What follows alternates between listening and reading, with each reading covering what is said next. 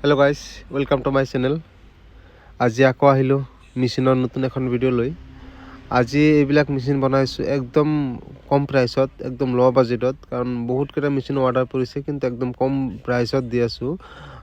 একদম ল' বাজেট, একদম মানে আপুনি 2000 কেপাচিটিৰ মেচিন একদম কম প্ৰাইচত আমি ডেলিভাৰী দি আছোঁ।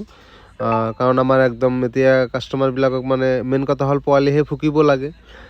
একদম কম প্ৰাইচত, যিমান কম ইনভেষ্টত আপোনাৰ মেচিন হৈ যায় সিমান কম ইনভেষ্টত আমি বনাই আছোঁ, যাতে একদম কম প্ৰাইচত আপোনাৰ ভাল এটা প্ৰফিট হয়। কাৰণ আজিকালি মেচিনৰ নামত 50,000 1 লাখ টকা ইনভেষ্ট কৰাতকৈ একদম কম প্ৰাইচত, মইতো এনেকুৱা ভাবোঁ, যদি সৰু সুৰা ঘৰৰ ভিতৰত যদি পোৱালি ফুকাব পৰা যায়, এই ঘৰৰ ভিতৰতে কাষ্টমাৰক ছাৰ্ভিচ কৰিলোঁ সেই ঘৰৰ ভিতৰত, কিন্তু এটা হিটাৰ মেইনটেইন কৰিব লাগে, নহ'লে আপোনাৰ পোৱালিবিলাক নুফুকে। সেইকাৰণে আমি একদম কম প্ৰাইচত ল' বাজেটত মেচিনবিলাক বনাই আছোঁ, যাতে কাষ্টমাৰবিলাকে লৈ ছাকচেছ হ'ব পাৰে, ইমান পইচা ইনভেষ্ট নাযায়।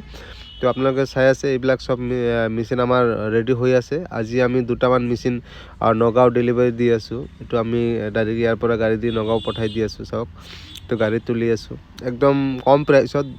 এনেকুৱা হৈ আছে যে আপুনি বেলেগ জেগাত এটা মেচিনৰ দামত আমাৰ তাতে 2টা মেচিন ল'ব পৰা হৈ আছে এতিয়া বৰ্তমান। একদম আমি কম প্ৰাইচত দি আছোঁ।